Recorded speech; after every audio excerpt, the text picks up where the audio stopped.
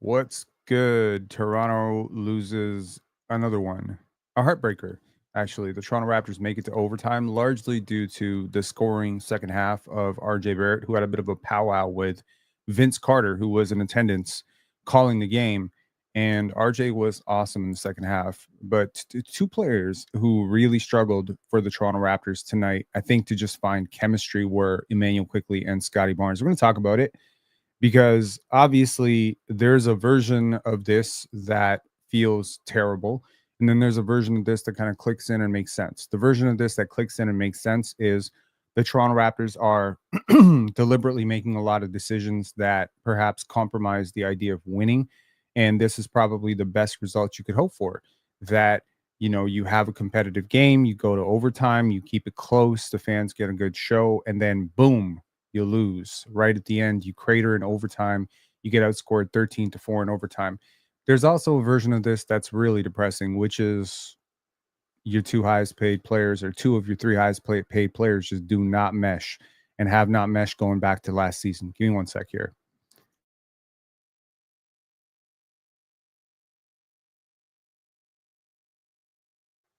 Okay, fighting a bit of a cough here, but 120-111, the Toronto Raptors get smoked in overtime, 13-4, and they get beat. Pretty much in the first quarter, in second quarter, it looked like this was going to turn into a blowout at some points during this game. But the Raptors, credit to them, they kept it close. There's a few streaks that broke tonight, specifically Jacoby Walter's rookie one steal streak broke tonight. He was tied with Vince Carter for the most steals, most games in a row with a single steal among rookies.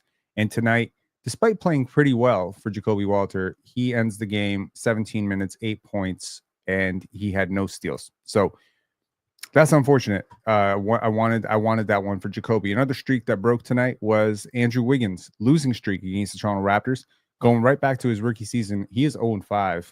Now, he's played in the Western Conference a lot, so you'll understand he hasn't had a lot of trips to Toronto. He's been injured quite a bit. So going back to that, Andrew Wiggins gets his first win against his hometown Toronto Raptors. Big moment for Andrew Wiggins. Big moment for the tank if you're a Toronto Raptor fan. And I think we got to talk about this, man, because what are the Raptors doing right now? Like, really, what the hell are the Raptors doing? Everything we heard going into this game was centered around one big quote from Scotty Barnes. And that quote effectively was that, hey, like, I don't give a damn what the fans want about this tank. You all noticed that Doug Smith wrote a positive article about Scotty Barnes that, our goal is to win. Okay. Darko Rajakovic pretty much casually tiptoed the line and said something similar. Now, obviously, the head coach and the star player are not going to come out and say, we are trying to lose basketball games. We care about losing basketball games right now. They're not going to come out and say that. But when you rest Jakob Poeltl after he had the entire week off with the All-Star break and he is fully fine, I'm sure he's fine.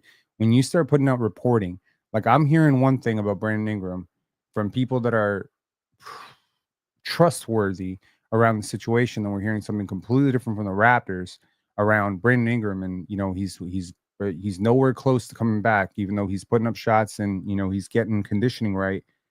I don't know, man. I think the writing is on the wall. The Toronto Raptors are probably trying to lose basketball games, but then you have your star player come out, and there's all this hoopla right now, where everyone's saying like, okay, the Raptors are going for the play-in. The Raptors are going for the play-in. Well, if you're going for the play-in, this was a winnable game. I don't think the Heat played all that well.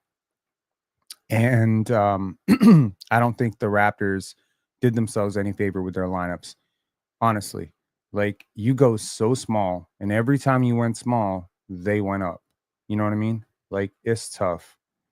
Let's take a look at the box score here real quick, and then we'll get to a very, very brief film breakdown. If you want to call in, let's call in and let's have a conversation about where the Raptors are going with this season. Because I really don't like I'm a fan of Emmanuel Quickly. I'm obviously a huge fan of Scotty Barnes. I don't love their fit together. I feel like Scotty has just been a completely different player with IQ back. He's looked like very disorganized and very misplaced in the offense. It feels like there's a lot of my turn, your turn basketball going on in Toronto right now, which is weird and very uncharacteristic of how they were playing earlier in the season. So, I agree with you. I really don't think they have. No, I don't necessarily think it's an IQ problem or a Scotty problem. I think it's a joint problem. Like, to be honest, I think it's a joint problem between these two players. Like, they just have not figured it out, like how to play together. Like, when IQ was out, Scotty was obviously handling the ball a lot. Now, I got news for you. With Brandon Ingram coming in, he's going to handle the ball a lot too. So at some point, like, we're going to have to figure out how Emmanuel Quickly and Scotty Barnes play a little bit off the ball as well. And tonight, it felt like it didn't really work. Like, it felt like either one player had it going or the other player had it going. And when they were on the court together, the whole thing fell apart. Like, in overtime, I feel like those two, and I'm not trying to put anything on Scotty. I'm not trying to, like, say like, oh, Scotty played so terrible and that's why they lost. He did roll his ankle at some point in this game, and that was scary because he had to be helped off the court and couldn't put any weight on it. But I mean, honestly, Scotty Barnes did not have a good game. He played really well defensively. But offensively, I found him to be very uh, disorganized. Like, with his feet were off like the entire game. Like, there's a rhythm that he was in earlier in the season where you would notice like his moves were a little bit more fluid and a little bit more organized. Like, he would go into his shot and be like one step, two step, and his feet were all in the right place. Tonight, it felt like he was launching for a shot half a step before his feet were ready to launch for the shot. It just felt like his feet and his hands were completely disjointed. And I don't know if y'all noticed that, but like, to me, it was very glaringly obvious that this is not the Scotty Barnes that we saw earlier in the season. It just feels like a Scotty Barnes who's deeply out of rhythm. I do not know what is wrong with him, but it felt like everything was rushed. Even the shots that went in, it felt like I don't know how the hell that went in. You know what I mean? Like, the shot that the pull-up jump shot, not the pull-up jump shot, the turnaround jump shot that he had. Like, that shot to me looks so much smoother like 3 weeks ago, 4 weeks ago. Whereas right now it looks clunky and weird and robotic. So I don't know like where Scotty goes through these motions. The last time I remember Scotty going through a stretch like this, honestly, I have to go back to his second year. So if this is compensating for, an ankle, I don't know. If this is Scotty Barnes when, winning is off the table, I don't know. If this is Scotty Barnes when he's not in rhythm, I don't know. What I do know is what the player that I'm seeing right now on the court, and y'all know, like, please don't accuse me of hating because he's my favorite player. I'm going to say that again, just for anybody in the back row. He is my favorite player, remains my favorite player, and I remain very, very bullish. But if I had never seen Scotty Barnes play, and I watched him play tonight, and this is the player, and you told me that you were building around this dude, you told me this was a max player, you told me this is supposed to be a top 15 player, you told me that his head coach was comparing him to Nikola Jokic, I would honestly laugh because this did not look like that player.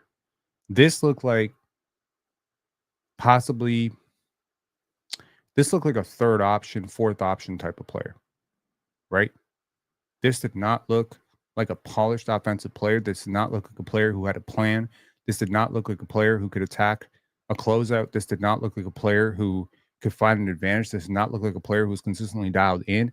This did not look like a player who consistently even had a move that he can get off. And I mean, it's not like he was getting pressured and double teamed. There are plenty of games this year where Scotty has faced double teams, triple teams, and it's understandable that you would want to pass off. There's so many moments in this game where it's on him to make a move and he's just passing it off to Jamal Shed, and Jamal Shed's going up and getting smoked at the rim. Or he's like, all right, no, Jonathan Mobile, you do something with the basketball. Yo, what the fuck, man? What the hell? You are clearly the best player on the court. You're clearly the best player on the court. RJ Barrett had it going. Cool. RJ Barrett, really good game. Not taking anything away from that. But you're the franchise guy. You're the franchise guy, and you just have this quote come out. And I'm sorry, but if you're gonna be 100%, if you're gonna be the franchise guy, you can't have games like this. Franchise players don't get to have games like this. You want to go out, you take 25 shots. You cannot take 12 shots in 38 minutes, man. You just can't. You can't be this sorry. Now, I appreciate the defense. I do. But yo, 6 rebounds in 38 minutes when you are effectively playing center is not okay. This is not okay. So if Scotty is hurt, honestly, don't play. The season is gone. I don't give a shit about, all the stuff that people are saying, like, oh, yeah, we're still trying for the play-in. Why? Why? Like, you're going to take a while. Like, I appreciate the upgrade on talent from Brandon Ingram. I appreciate the hypothetical of what, this team can be. But, and I'm not trying to be a quitter. I'm not trying to be a loser about this. I'm trying to be a realist about this. Okay. And the reality is that when Brandon Ingram comes in, this is not going to be smooth sailing. Have you all watched the first 3 games the Lakers have played? Now, the last game that the Lakers played. So the 4 games since the trade. Okay. Which is the game that the Lakers looked absolutely the best? It was the one they played without Luka. Is it because Luka's a bum? No, because Luka's hard to implement. And you know what? I got news for you. Brandon Ingram is going to be hard to implement. You're not going to be able to implement him with 5 games, 6 games to go in the season. So this is not something where I appreciate the PR about it, but honestly, the PR needs to get on the same fucking page. Because if the PR right now from Bobby Webster, you got to understand how frustrated I am right now. I'm not trying to crash out. I'm not trying to be mad about this. You don't understand where I'm coming from. You got the general manager of the team coming out and saying we're praying to the lottery gods. Okay. Then you got the star player coming out and saying, nah, fuck that noise. We're going for the play-in. Then you got the head coach saying we're trying to get better. Like, I okay. I'll appreciate that maybe behind the scenes, all of these people are on the same page, but y'all got to get your messaging the same. Stop talking about the play-in, getting everybody gassed up and thinking you're trying to win these games, and then going out and losing these games, because then what people think is that you're trash. Because when you put up 4 points in 5 minutes of overtime, what other conclusion can I come to other than you're absolutely trash? When you are Scotty Barnes, effectively, I think, okay, for my ratings, I think Scotty should be the best player in this game. I think he's better than Tyler Hero, and I think he's better than Bam Adebayo. Now, he wasn't better than either of those players tonight. He was not better than Emmanuel Quickly, and he was not better than RJ Barrett. However,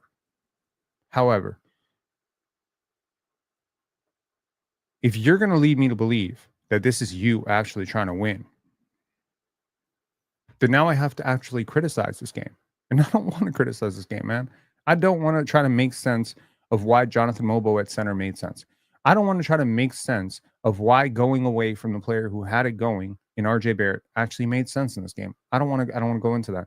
I don't want to make sense. I don't want to even try to make sense of the on-court chemistry between Scotty Barnes and Emmanuel Quickly, and how oil and water it has been pretty much since last year.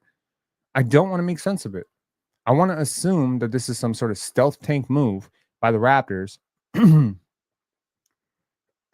order to get lottery balls. That's what I want to. I would love for it to be that. Because, if this is y'all trying at your best, we are fucked. Can I just say that honestly? We're fucked. If this is us trying our best, if this is really it, then we are fucked. Okay? So I'm going to assume, I'm going to operate on the understanding that there is an actual tank going on here. And on the basis of the fact that there is actually a tank going on, and that's why RJ Barrett is, that's why Jakob Poeltl is out, even though I believe he is healthy enough to go.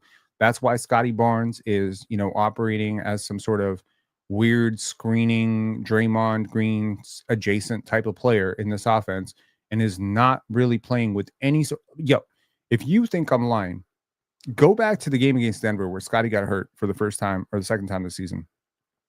Go back to that game and watch how he was moving. Watch his energy, watch his movement, watch the pace at which he played. Go back to literally like the 20 best games from him this year and tell me if the player you saw today even looked remotely close to that. I don't think it's just injuries, man. I think this is like,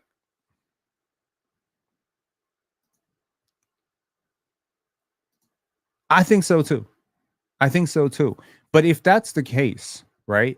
If you've got a general manager who's coming out and saying we're playing for lottery balls, then why can't your star player just echo the same message so we're all on the same page?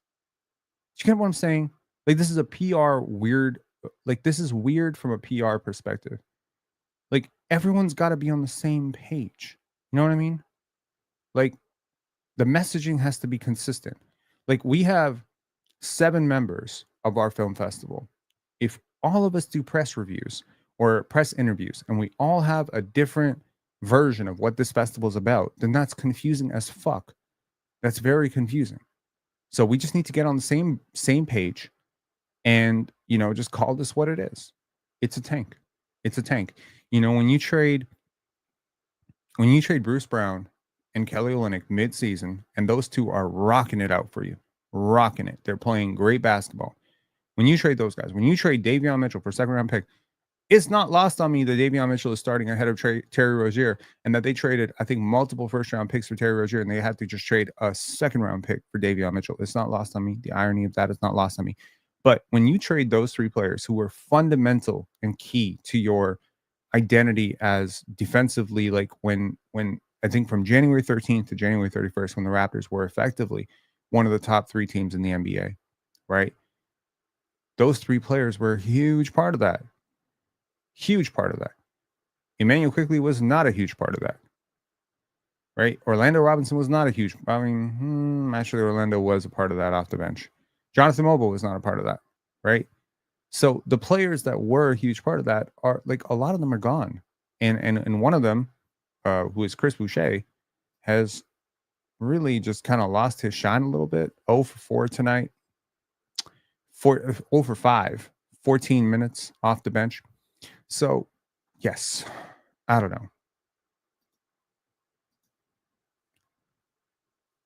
Armand Bassan saying, Rob, be honest. Has Scotty been better than last year? He's been different than last year. The context is different. But if we're being completely honest here, last year was not a complete year. Scotty last year, 31 games, and then I believe like the next 20 something games before he got injured. Those were completely different equations. Those first 31 games, where at least I felt like the Raptors were trying to win and kind of conserve that core of, I don't know what the internal messaging was. I really don't. I don't know if the internal messaging was, hey, Scotty, OG, Pascal, go out there and show us that you can win. I don't know if that was the internal messaging. But what I do know is that's the best version of Scotty Barnes we've seen in the NBA. Now, the best version and the best player, maybe that's different, because when you're talking about the best player, like better, worse, it has to be role subjective. It has to be context subjective. It has to be, what is the difficulty of your role, right? So to be completely honest, there's been quite a lot of games where Scotty has handled, 34, 35, 38% usage. The Raptors haven't won a lot of those games. So he has to work himself into that like usage level, right? But then there were a lot of games where maybe a lot of offense was created within the offense, right? There was a lot of transition stuff, catch and shoot, open corners, where he just kind of got hot. And I think those games were probably the best of Scotty. So, if you're radically trying to change the way that he scores, he's going to struggle. He's going to struggle. If you take a player like, okay, an RJ Barrett, right?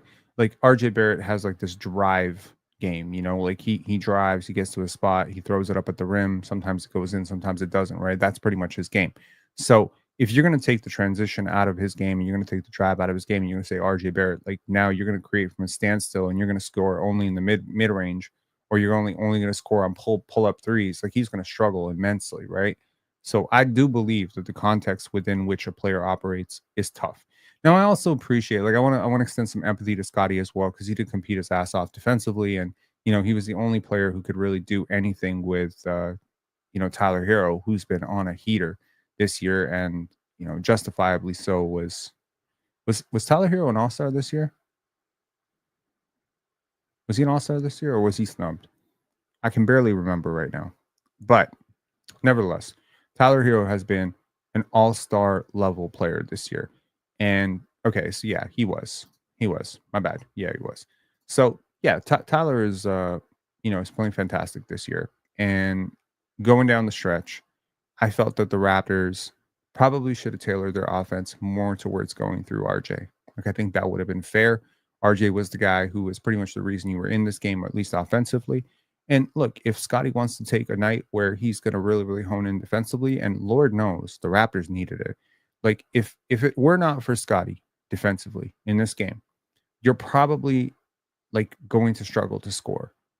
Sorry, you're going to struggle to stop a single play because you just don't have the paint presence. If you take Orlando Robinson off the court and you put, Jonathan Mobo in, you're really small. You're just really small team. Like they've got wings who are bigger than your biggest player. If you take Scottie Barnes off the court, it just throws everything sort of out of context. And I just feel like when I was watching, those lineups with Scotty and Kelly and Bruce, it just seemed to make sense from a basketball perspective. Like everything was flowing really well. Whereas right now, it doesn't feel like anything's flowing at all. Everything seems to be coming from broken offense. So, anyways, and I want to give a shout out to Grady Dick, who missed a ton of shots. He was 2 for 7, but he had 10 rebounds.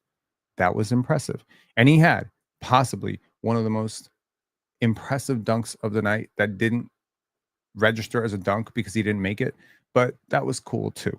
But yes, RJ Barrett 4 for 6 from 3. That was encouraging. 3 for 4 from the free throw line. That was encouraging. 11 for 17 from the field. That was encouraging. 29 points. And in a game where you lost by a whopping 9 points, RJ Barrett was only a -1 in 38 minutes. That's impressive. Orlando Robinson a +2. Look, we tell you not to take to these plus minus single games too seriously. But I absolutely felt that the Raptors sucked when Scotty and Emmanuel quickly were on the court together. Like every minute that they played together tonight was a drowning minute.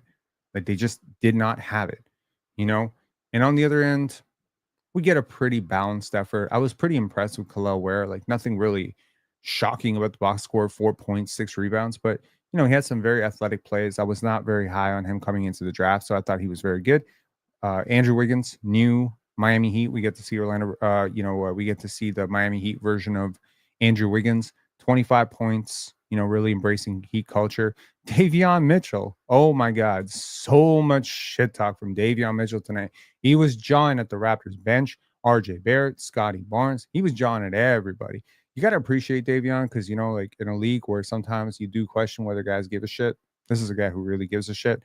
But, you do get that feeling like, does he really understand his pecking order? I do believe the Raptors have put him in the perfect situation. I really do. I think that they traded him to a situation where he will probably get extended, that he will get renewed. They're giving him a really good chance here to, and he fits. He really fits. He seems like he's very, very happy in Miami. So I don't necessarily understand all the trash talk, but it's all in good fun. And RJ punked him quite a few times, so that was pretty cool too. Let's take a look at the team stats here overall. I mean, yeah, okay. The Heat shoot 10% better from the field. They shoot worse from the 3-point line, and I mean, like the Raptors are very fortunate that a lot of their threes actually landed tonight. And the rebound battle was pretty even. The Raptors win the offensive rebound battle. But again, 25 assists is just not Raptors basketball, man. The Raptors crack 111 points and they don't crack 30 assists. That to me is a suggestion that this is not the Raptors that we got used to. When things were clicking for the Raptors, like you were seeing like 31, 32, 38, 34 assists like every single night. Like I used to call the Raptors like an assist farm. You know what I mean? And right now, it just feels like that's not the way things are going. Emmanuel quickly is handling the ball a lot. And, I want to borrow something from Fred VanVleet, for better or for worse. Okay. Yes, he needs those reps. But at the same time, like, you need somebody to stabilize your offense. And I'm not really sure the Raptors really have that right now.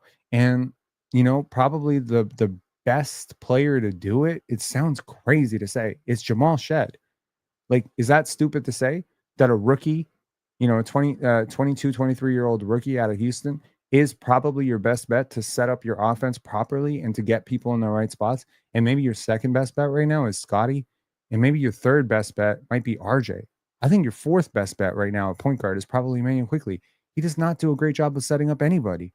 This is not his game. Now you can say that this is a development thing. We want to develop this part of his game. But y'all been trying to develop this. And I mean, the Knicks tried in the second year. It did not work. He fucking sucked. And last year we tried it. And this year we tried it. And it's just like, it does not work. So like next year, y'all going to keep trying it because you paid him $32 million. You're going to actually just accept who he is. And it's like who he is not a bad player. Who he is a fantastic player. Why are y'all trying to change him into something that he's not? That to me is like, that's the weirdest shit. So, okay. On the other side, you play small lineups and you put players out of type. Why am I complaining? You lose this game exactly because of that. Because honestly, down the stretch, if you put Emmanuel quickly off the ball and you put Scotty on the ball and you say, Scotty, you are now initiating possessions, or if you put RJ into position and you're initiating possessions, I think you might be a little bit better off. And Emmanuel quickly might be a little bit better off. Emmanuel quickly had an okay game. He had an okay game. Like he was cooking. He had a bunch of threes fall down. He had back-to-back threes and a huge momentum swinging thing, and yet somehow he was negative 15 anyway. Because I just think every time that he and Scotty were on the court together, it just didn't click. It just does not work, and I don't really get it. Honestly, their chemistry is worse than Scotty and Fred, who actually, ironically, had really great chemistry on the court. Like, and I'm trying to figure out why that is. You know, is it because Fred is a more natural point guard than Emmanuel quickly? Possibly. Is it because Scotty was perhaps a more willing off-ball player with Fred? Maybe. Is it because Fred's a better screener than Emmanuel quickly? I think that could potentially be it too. Like there's a lot of things that you could really poke at and say, what makes that synergy work better than this one? I think it's just like, you just ended up in a lot of my turn, your turn basketball. And it was like when it was Emmanuel quickly and Scotty Barnes' turn to run that two-man action in overtime, it just resulted in a lot of clunky offense, resulted in misses for Emmanuel quickly, resulted in awkward finishes for Scotty. And it's just like, okay, the best version of this probably makes a lot of sense. I mean, when you think about it in theory, Emmanuel quickly is the perfect player to play off of Scotty Barnes. So I can understand the theory. The theory is different than the practice, though. In practice, it has sucked.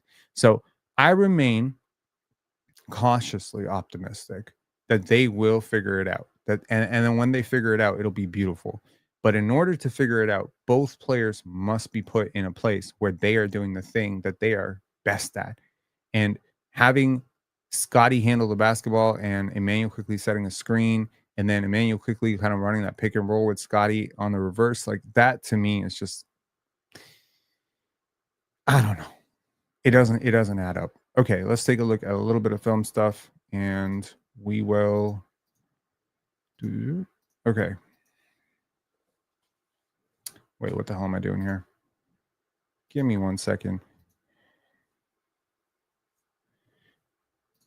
Schizio rambling saying, I understand developing Scotty's jump shot, but at what point does it negatively affect development? He still needs to work on his drives, but now he's barely getting to the basket. Well, maybe we need Matt Bonner to talk a little bit more shit about him. Maybe he'll get to the basket then. Okay. And this is, the quote earlier, and I don't understand why, what point or what purpose can be served by asking Scotty Barnes this question, but Michael Grange saying, I asked Scotty Barnes about some fans being excited about the draft lottery down the stretch. Quote, they can be excited about it. I don't really give a damn about it. I'm trying to win games. My mindset is in a different place. Okay. Hence, get your PR shit straight. Okay. And I said, break that record, Jacoby. Look, I'm very, very, very high on Jacoby Walter as a rookie right now. Like, I think he's just freaking awesome. And this was his first basket. He checks into the game, little boom, boom, boom. And that's just great, man. Like a taller Norman Powell. Is that a fair comp? Like a taller Norman Powell? I mean, that's a fantastic player, that you got here. And I think that's a really big part of the future for the Raptors. Now, this was a scary moment for the Raptors where Scotty Barnes, not on anybody else's foot, rather just on his own foot. You'll watch his right foot there.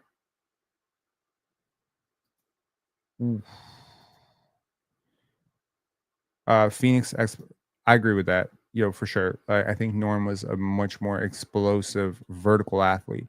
So maybe a cross between Gary Trent Jr. and Norman Powell, but like a really balanced athletic version of both. I don't know. I think, again, my comparison on draft night, like a little bit after draft night, was like the best case version of this is like maybe a poor man's Devin Booker, something like that. I think like he's good. Like he's good. He's a good young player. Anyways, this was tough for Scotty, and he gets injured, falls over right away, and then boom. And it looked so much worse. Like I had to rewind it a couple times, and I'm just like, damn, like what happened there? And that was tough. That was a tough play.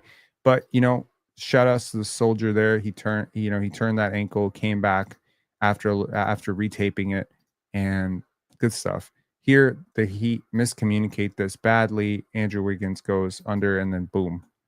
That was the second three in a row for Emmanuel quickly. Now, this was good, man. I had to put the lockdown track on this. Look at this defense by Scotty. First, tips it away from Bam Adebayo. I was very impressed with RJ's moments of RJ's defense as well. Good help here, making this a much tougher shot for Bam Adebayo. And boom, how many guards, wings do you know that can block Bam Adebayo? And Bam Adebayo is just like, what's funny? Like the way Scotty played tonight, it was very Bam Adebayo-y, like early criticisms of Bam, early criticisms. There are certain players like this. Bam Adebayo is one of them. Who's another player like this? I'm thinking. The name is escaping me. Who is a player like this? No, not OG Anunoby. Who the hell was a player like this? De'Aaron Fox. De'Aaron Fox. So Bam Adebayo and De'Aaron Fox is like sometimes you watch De'Aaron Fox and Bam Adebayo play and you say, why can't they do more? Why can't they do it more consistently? Why do they dial in and out? Brandon Ingram is actually another one of those guys too. I know y'all have not had the full Brandon Ingram experience, but yeah, Brandon Ingram is another guy where the fans will often say, if you could score 12 points, 13 points, 18 points like this in a quarter, why don't you do this more often? So it just feels like sometimes BI goes invisible. Fox goes invisible, and frankly, Bam goes invisible. And I hope Scotty is not trending into that direction. And you need to be aggressive, assertive, and consistent if you're going to be a star player in this league. So, that's something for Scotty to work on for sure. Now, this was Davion Mitchell masterclass here. Now, shout outs to Davion. He actually played pretty well, hit a bunch of threes against the Raptors, but it's plays like that sometimes remind you why he's not here. Now, this was a goaltend, but I'm going to show you two plays that really show you how athletic Grady can be at times, and they're both going to be plays that didn't count against Duncan Robinson, ironically, but yes, like here, look at Grady, smack that on the board. Scotty was very impressed. And then the very next play was like one play later. This is Grady trying to slam it. This was nasty. Like he really wanted to put Duncan Robinson on a poster. Like that would be funny. Because there's a old notion that white guys can't jump. And it's like Grady was just like, he wanted to slam it on Duncan Robinson. But a poster on Duncan Robinson, that'd be a first. This was a great play. Sort of one man fast break by RJ Barrett. Just getting to that left hand, boom, one shoulder, and then just getting it up on that box. And Vince Carter shared a story that, he talked to RJ Barrett at halftime and, he just kind of gave him some words of confidence. Very cool. RJ certainly played like a player who was inspired, right? And not just on one end. Look at this defense by RJ Barrett. This was great. Watch this. Ba, ba, ba, ba, ba, ba, ba, ba. That was great. That was good defense, man. Like I swear, like 6 months ago, he's not making that effort. And tonight, I just feel like there was a lot of good effort. And here, this is, a great play by Emmanuel quickly. Just a great shot, quick, right? And is it just me or like y'all see what I'm saying when I say there's like a lot of load up on his shot? Look at where his shot starts, right? I'm gonna slow this down. Like this is what really changes the equation a little bit for Manny quickly. And I wonder if this is something he can work on this summer. But like look, so this is the load up. Like that's the full motion. And it's a really flat shot, right? It's not like above, it's flat, it's forward. And so he needs more space to get it off than someone like Steph Curry. Right. And that load time is, I think, what makes him not a star player. That's why like nobody really thinks of Manny quickly as a star. They more or less think of him as a role player. And I think it's just I think it's just that because it's not the handle, it's not the athleticism, it's not the finishing because he has a nice little floater game. Like really, that's the separator. It's just the separator, right? And there are players who've had funky jump shots. There are players who've had kind of like a load up to their shot, but most of those players that succeed are big. They're not small. So anyway, here, this is with overtime on the line and the Heat trying to win this game and not go to overtime here. I thought Scotty did a fantastic job on Tyler Hero. He gets by him on this one, but for the most part, down the stretch, I think Scotty did a great job on Tyler Hero. And here he sucks in that second defender, which is Orlando Robinson, sends it over to Bam Adebayo. Emmanuel quickly chases him off the line. Adebayo, and then great contest by Orlando Robinson, and that's just a miss, right? So, I mean, you can make an argument that maybe Bam just takes this three and none of these problems exist because, hey, you're 6'10" and he's not blocking that. And you're a pretty decent corner 3-point shooter. Just fucking take the shot. You know what I mean? But it's like maybe he overthought it. Maybe he just kind of overcooked it. You're tied. You don't need a three, right? And there's 4 seconds left on the clock. So maybe that's the theory for Bam Adebayo. But I think they rushed this, and I'm going to say this: an open catch and shoot three is probably easier than a off the dribble floater over a 7-footer. Am I wrong? I don't know. Maybe if this floater goes in, he looks like a genius. But personally, if I was doing that again, if I was Coach Spo, I'm probably looking at that. Okay. Now we get into overtime, and RJ Barrett has his most gifable moment of the game. And here he's going to go straight at Davion Mitchell. And what's interesting is Davion is forcing him where? He's forcing him right? Has all the help on the other side, but RJ Barrett is a left-handed player, and so Davion is forcing him towards his right hand. And RJ, who has pretty much as a Raptor eliminated this, and there's a reason he's eliminated this mid-range pull-up, because look at RJ's form. Does this look like a shot that you can consistently get off clean against really good defenders? No. But the Heat play right into their hands because as good a point of attack defender as Davion Mitchell is, he's too small to guard RJ Barrett. Like Davion Mitchell is good, like he's good at disrupting rhythm for ball handlers. Like he's really good at that. We've noticed that. We've seen that as Raptor fans. We've seen him do that to plenty of ball handlers, LaMelo Ball, etc. But when those players actually start going into their shot, like I don't think he's that effective. And here he doesn't even guard RJ Barrett on that shot. Like that's nuts to me. Like you don't even put a hand up. Like look at that. He doesn't even put a hand up. So you're giving a pull-up jump shot. That's like a practice shot.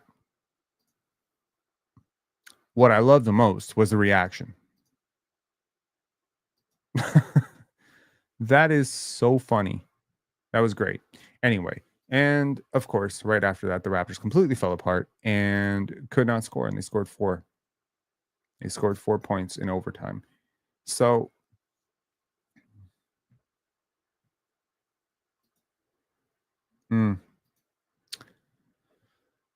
I think you definitely shop IQ RJ in the offseason. See if you can make a deal on Trey without giving up the 2025 pick and move them from there. Yeah. Did he call bank though? Did he call bank? Okay, first of all, I hope that nobody out there thinks that any human being in the NBA has ever tried to bank a corner three. Anytime you've ever hit a bank shot from corner three is a fucking fluke. Okay. Anytime. Okay. There's a lot of crazy shots that went in tonight. There was a couple of bank shots for RJ Barrett. There was that 3-pointer in the corner, which was off a great pass from RJ Barrett to Grady Dick, which touched every part of the rim and went in somehow. That was awesome.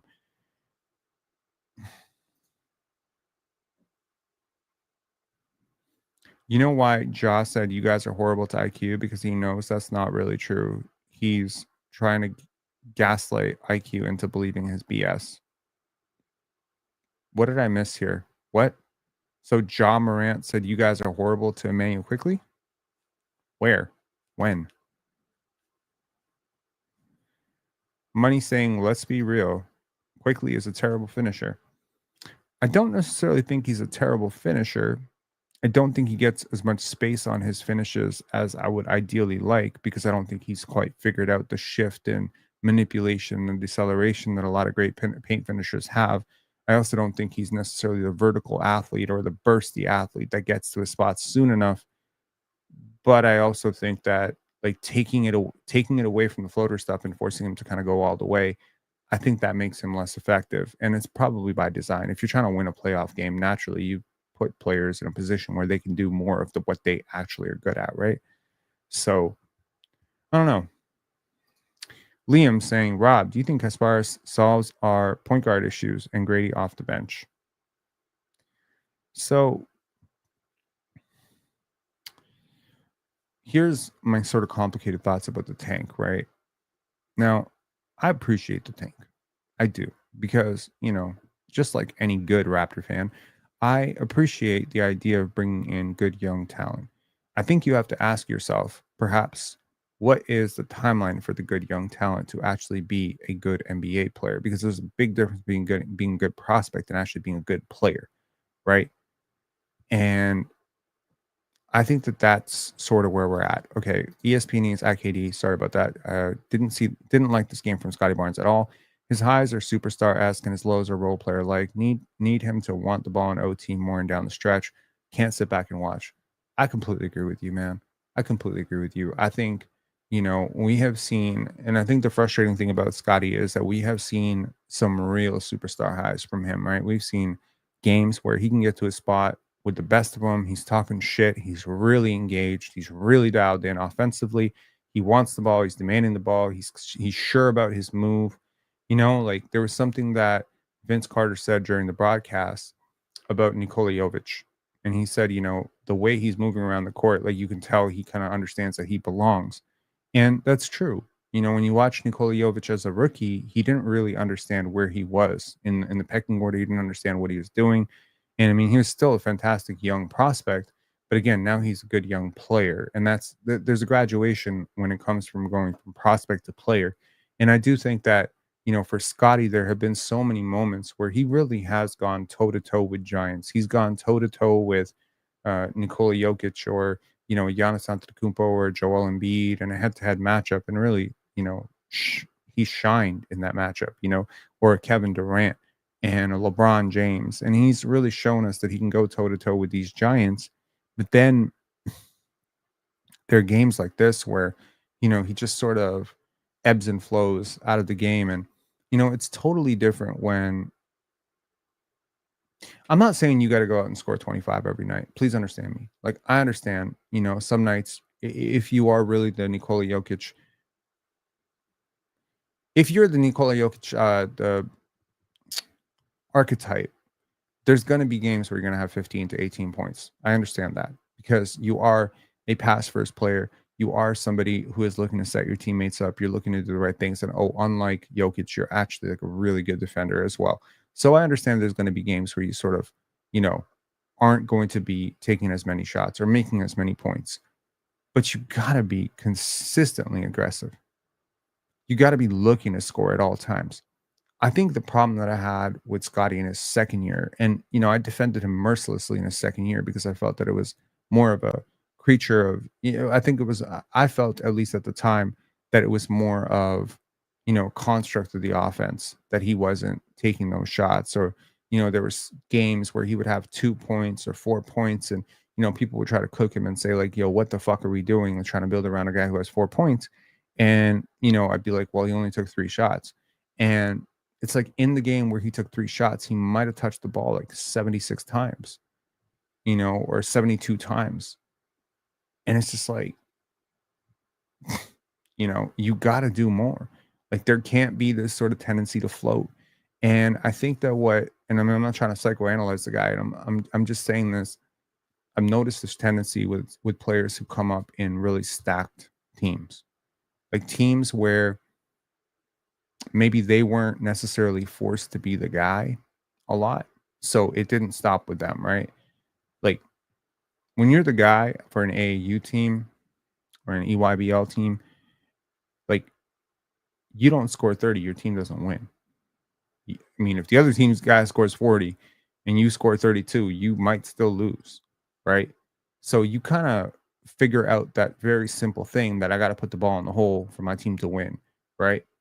Now, it doesn't mean you're going to be great in the NBA, but you do figure that out. And RJ Barrett figured that out very, very early, right? Like he was the best player on his team pretty much every single time he stepped on the court until Duke and New York and Toronto. Like early on, he just learned how to score. Like he just learned, okay, this is my role. Boom, I go. Jacoby has that too. Jacoby has that idea of like, okay, I touch the ball, I'm looking to score. If they stop me, then I make the next move. Scotty is like, okay, he kind of decides this is my scoring possession, this is my non-scoring possession. And that's to me frustrating because physically there's nobody on this team that has the advantages or gifts that you have. And so before making that pass to a Jamal Shed, you must collapse the defense. Whether you take the shot or not is fucking irrelevant to me. I don't care if you take 8 shots. Just be aggressive. Be aggressive the entire time. Attack, attack, attack. Now, of course, I say this and I'm reminded that if he does that tonight, you definitely win this game. You definitely win this game. If he attacks relentlessly before making those passes, if he can gather his footwork a little bit and he's not doing all these funky finishes, y'all know what I mean? Like when you do like a Euro step, like you got to be sharp with it, right? When you do a hop step, fade away, like these moves, like your feet have to be timed perfectly to your release. Your whole body has to be connected when you're making these.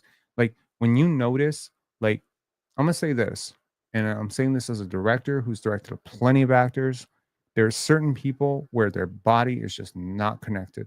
It's not connected. There is a disassociation between their hands and their feet and their head, and it's just all moving in different segments. You know what I mean?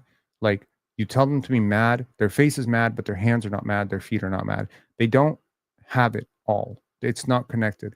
With Scotty, sometimes the basketball stuff, like on offense, it sometimes feels a little disjointed to me. You know, a lot of people, very frequent critics of Scotty on PC, have said, "Yo, Rob, he feels really robotic. He feels really robotic, you know?" And it's like, that's funny to me because I've seen so many games where he's not robotic at all. And then I see games like this where he's barely getting his feet off the ground and he has no burst, no lift, nothing. And I'm just like, is he nursing an injury or is this just a game where he doesn't have it? Right. I've watched practices of the Raptors where, you know, the entire practice, he looks like he's sharp with his movements and everything is very fluid. And then I've seen games where it looks like his legs are moving on one planet and his torso is on another planet. So yeah, I'm not really sure where that comes from or what that comes from. But what I do know is, you know, for most of those big games that I've seen in my life where winning was really a priority, I have seen this player dial up. Like I know Scotty cares about winning. Maybe he's looking at the writing on the wall. He's looking at Brandon Ingram being out. You know, it's weird. Like when you're a smart player, you notice things that maybe other people don't. Like, does he notice that his coaches' lineups are almost deliberately like designed to lose? I don't know. Maybe he does. Maybe he doesn't. Arman Basin saying, "What archetypes of players do you think the Raptors need to fix their holes?" Rim protection, man. Penetrators. Huh, pause. Rim protectors and penetrators, I would say, you know, I think they got one in a shot creator who's versatile defensively in Brandon Ingram. Um, I would really like a vertical lob threat, like a player who has like real gravity vertically around the rim. Think Tyson Chandler. Think DeAndre Jordan, early DeAndre Jordan in Lob City. That type of player. I think those types of players put so much pressure on the paint. And I think they make all those mid-range shots that Brandon Ingram and Scotty Barnes want. I think they make them a lot more efficient and a lot more open. So yeah, that's what I would want. I would want a player who's like very, very dominant in the paint in that sense. In terms of other archetypes, I mean, shoot, just good players, man. A stretch big would be great, actually. Yeah, a stretch big would be great. Yeah, pretty much.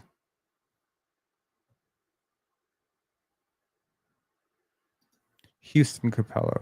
Mm, sure. I mean, ideally a better shooter than that, but yes.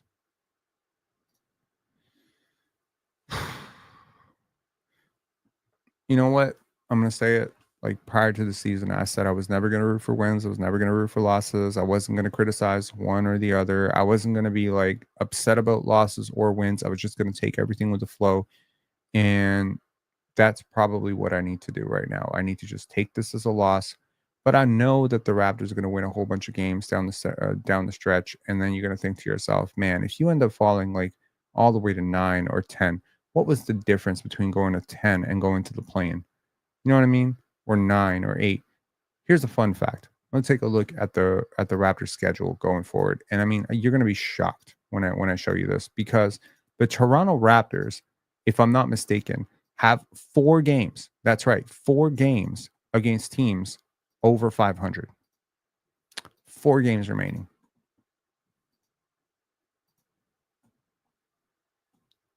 Let me show you what I mean. Okay. Phoenix Suns below 500. That's your first team above 500. That's your second team above 500. All these teams are below 500. Below. That's your third team above. Wait, what the? Huh? Who's your fourth team? Is Golden State above 500? Barely. Come on. Come on now. Okay, well, they got Jimmy Butler now, so they're going to whoop us. But okay, those are your 4 teams above 500. And as noted, they are barely above 500. There's like yikes. Also, Springer. Oh, that's so nice of you, man. Springer said this should be good for 3 tickets to Basketball State for some people from the community to enjoy. Unfortunately, I'm in Vancouver and won't be able to support you and the festival in person. Springer, that is a super generous offer of you. Thank you very, very much for that. That's very nice of you, man. That's very nice of you. Uh, to those of you wondering, what is Springer talking about? You know, like the amount of support that y'all have shown to Penn Dance like over the last few years is honestly humbling and absolutely crazy. But thank you so much for it. And I'm telling you, the filmmakers feel it. Gabe has seen plenty of those posts as well. I'm definitely going to show him this one as well. So this is very, very cool. And I think like being a filmmaker is like a little bit of a lonely world. You wonder sometimes if all the work that you put into this stuff, if it actually ever shows up. You know what I mean? To anybody wondering what is basketball state, hang on, I'll give you a 15-second teaser of it here. My name is Gabe, and growing up, my first love was basketball. Like many young hoopers, I had dreams of going to the NBA, but when my father handed me a camera in 3rd grade, I knew I found my true calling: storytelling. Gabe already does professional work on the. Yo, I'm pretty sure I'm gonna get copyrighted for that. There's a song in this video that I believe the last time I tried to play this trailer, I was not able to show it, so my bad. But anyways, it was a fantastic trailer. We're gonna cut a social media accessible trailer for this because this trailer is like 3.5 minutes long, but you're free to go check it out. The trailer for this is actually going semi-viral on TikTok right now, which is pretty cool. So thank you so much, Springer. That is awesome. And I will say this to the people who want some tickets to Basketball State. There's a link in the bio for you to check it out. Okay. So that's super cool. Thank you, Springer, for that. Anyways, I digress. Basketball State, the land of 10,000 hoops. Absolutely cool. Yo, why is nothing pressing? What? Imagine player that could potentially push SB down the pecking order. bro, if you think Ace Bailey or Yegor Demon or whoever the hell you think is the top 5 pick in this draft is pushing Brandon Ingram and Scotty Barnes, like I think you have a very, very, very distant like idea of how good a college freshman is relative to an NBA star.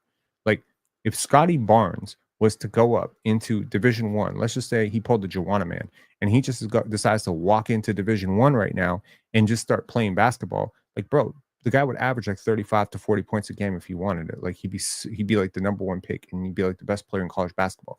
Like there's such a gap between like NBA professionals and like college freshmen. You gotta have to be patient with any of these players. I'm sorry, Kasparas Yakuchonis is barely. I don't think he's going to start on this team next year. Like he's a fantastic young player, but he's a 19-year-old player. He is going to struggle physically. Like Grady Dick was a Gatorade National Player of the Year. RJ Barrett is a great Gatorade National Player of the Year. Both Grady and RJ at the same age, at 18 years old, were more accomplished basketball players than Kasparas Yakuchonis. That is not cap. That is true. Okay. So, yeah. Mitsu saying, do you watch anime, bro? Nope, I do not. My girlfriend and I have gotten recently into a lot of foreign films. So we have been watching, we watched,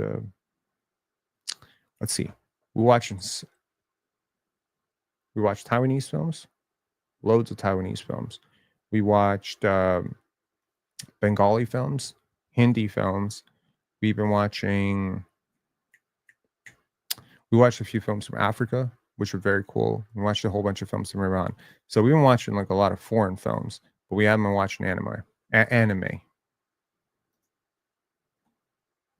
Add this to Springer Super to make 4 tickets. Gregory, thank you so much. Thank you so much. And honestly, thank you for your first super chat, which was yesterday.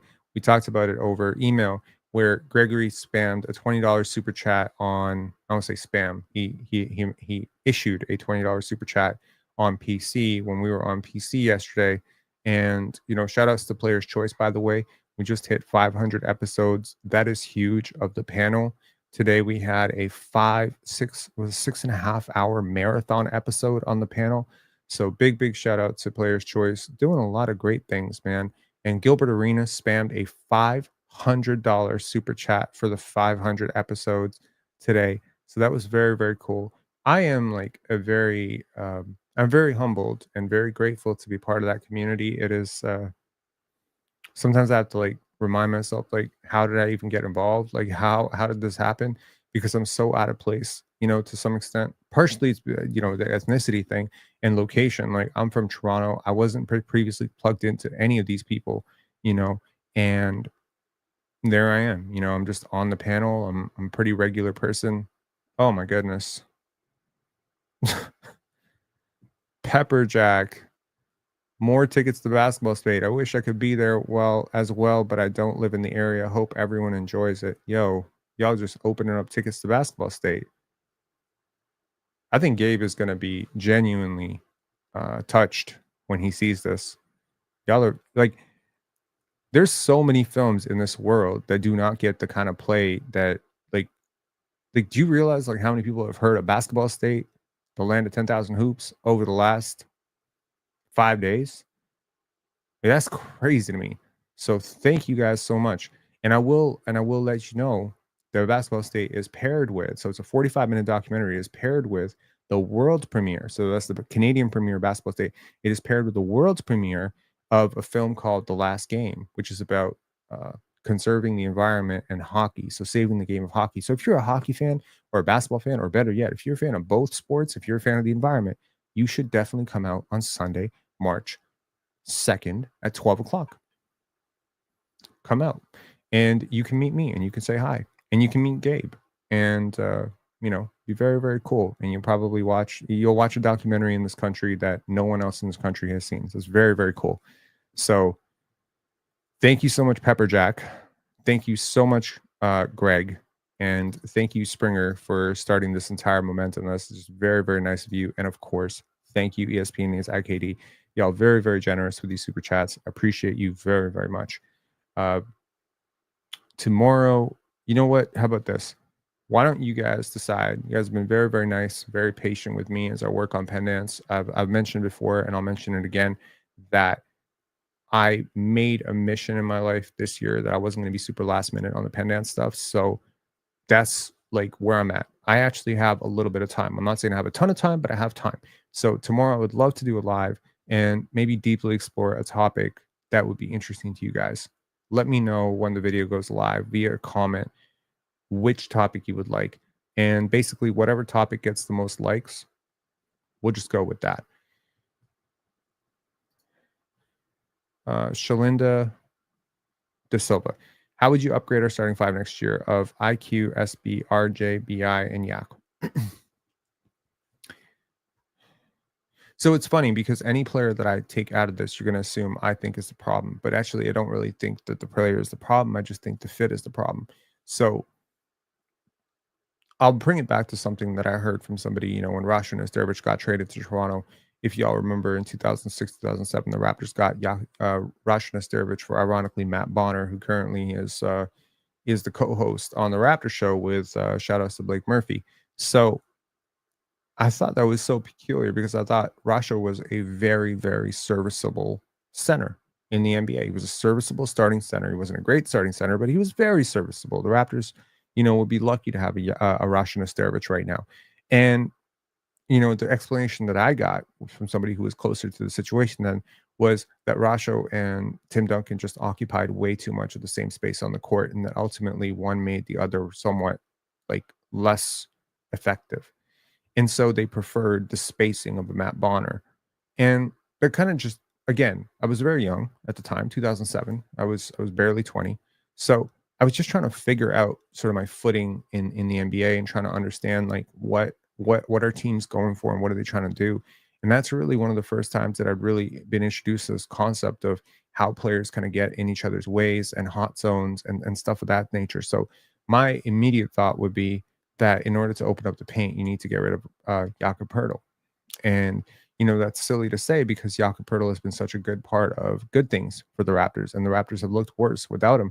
But it's like they've looked worse without him because who's been replacing him? Like, if you could replace him with something serviceable, like a stretch big that actually makes sense, then maybe it doesn't look so terrible. You know what I mean?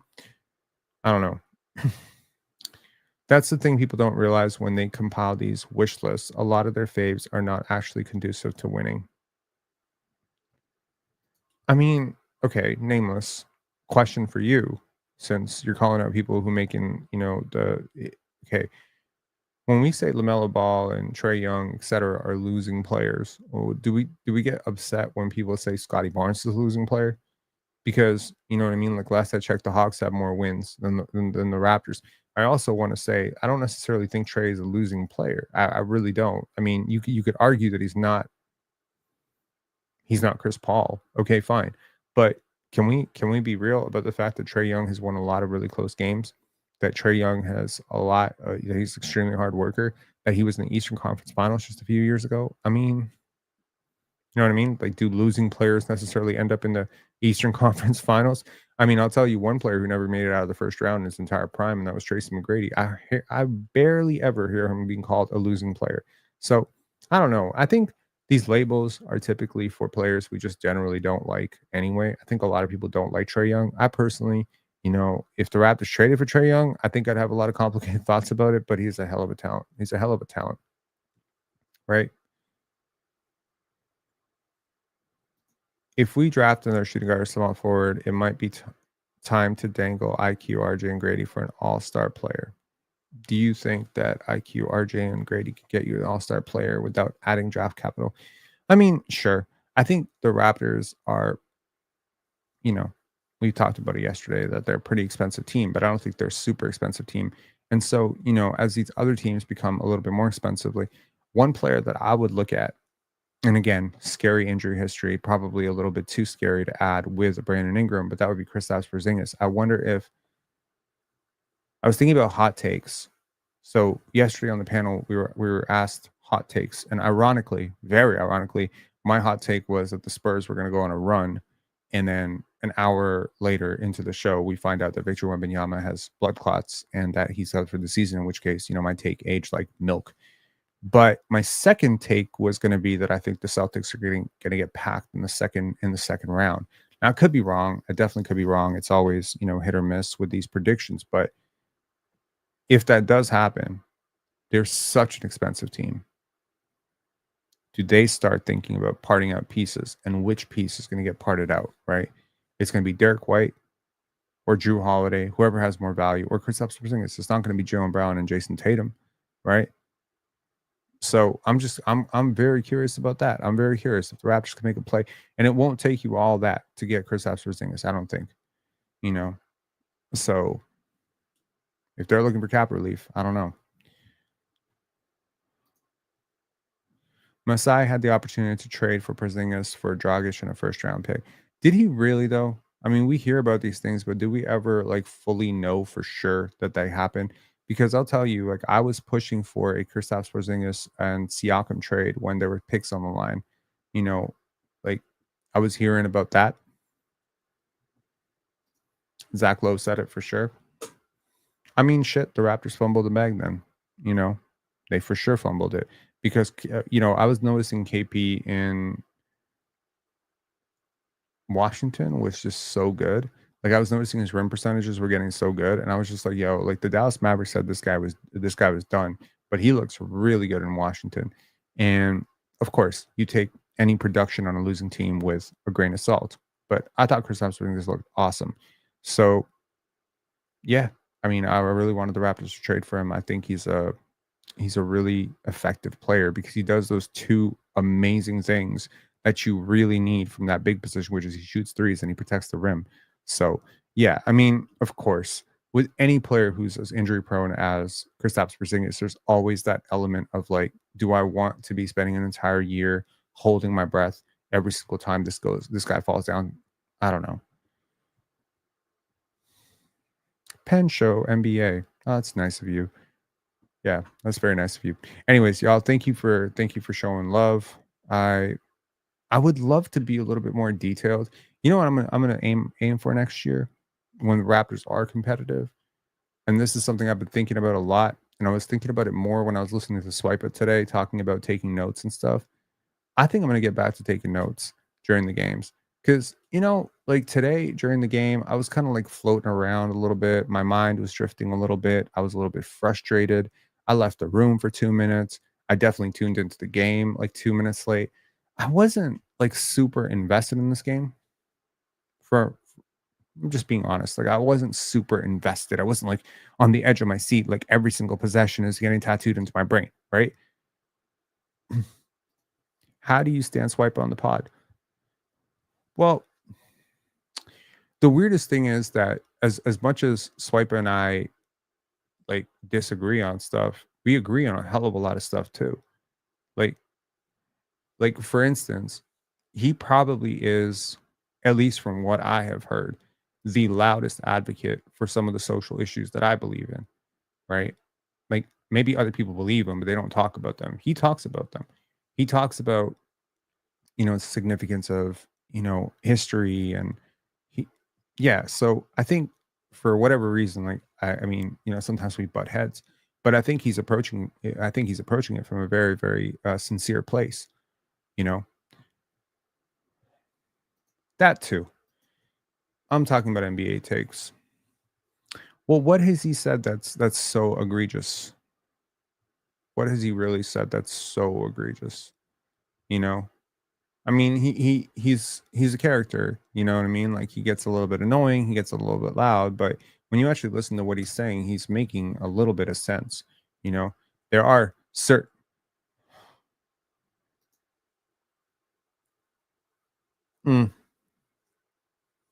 Drew Holiday is a hell of a player, but I'll take Kyle Lowry for sure. No, I think his Raptors take about basically their entire Raptors history being Kawhi Leonard, merchants. That's pathetic. But also, I think you have to appreciate the fact that I have a lot of friends and family who are American, and most of them agree with Swiper. Like I have to say, like a lot of people believe that if the Raptors never got Kawhi, it's like this team just doesn't exist. But those are the same people who believe that if the Raptors never got Vince, their whole team wouldn't exist, right? It's kind of like the savior complex. We talk about white saviors. I think they have an American savior complex. They believe that the poor Canadian franchise was probably saved multiple times by Americans. That's just kind of like the complex that they have. And it's not their fault because they don't watch a lot of Raptor games. That's probably the truth, right? So, yeah. Ron got the best basketball knowledge. I don't know about that, but Ron's cool. Ron's a really cool dude. I don't know if he's got the best basketball knowledge, though. I'm gonna say that. I don't know. I don't know who's got the best basketball knowledge, but yeah. When does YouTube give you membership on your channel? I've had membership open pretty much for a year and a half. If I choose to open up memberships, would y'all prefer memberships?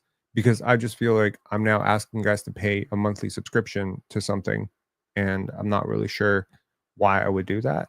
I mean, what am I going to do? Am I going to make like members only specific chats? Like, what would a member perk even be? You know what I mean? Like, I don't know. I understand it for the panel because on the panel they have, members, the members perks because they have member tiers. Like there's a chatter. If you've ever spoken on the panel, you know that you have to be a member to speak on the panel or super chat on the panel or whatever. So, you have chatter, then you have member, then you have Hall of Famer, etc. But what would a Hall of Fame perk be for Pizarro basketball? Member chess matches. Hmm. That would be interesting. No, my goal isn't to try and squeeze this community for more dollars. My goal is to make better videos that bring in a bigger community. Like, there's multiple ways to go. You can either, do you know what I mean? Like, okay, we got 12,200-ish subscribers. Okay, cool. So if we want to double revenue, we can just run double the ads and charge you guys, money to chat in a, I say we, but I mean there's not a big team around here. It's just me. And we could charge money to chat in these things, and some people will pay it, and some people will be like, fuck off. I just go somewhere else where I don't have to pay. So we really do kind of like shrink the community a little bit when we do that, right? Or we can just grow the community by twice as much by making better content and better videos and by being patient. And I believe that over some period of time will actually work better. And I do think, the more people that come into this, it'll be better. But I accept that I have a role to play in that I have to be better myself in order for that to happen, right? I got to offer something unique. Now, this year, my goal was that we were going to do like deeper dives into films. We're going to do the film breakdowns, etc. Have the film breakdowns always been consistent? No. Have they always been great and super high quality? No. Sometimes they're just highlights. So it's like, okay, lock in, and maybe part of it, if I'm being honest, is just I'm not super excited about this team right now. You know what I mean? Like a lot of like what was exciting about this team is watching, winning. Like winning is exciting. Rooting for losses is not exciting.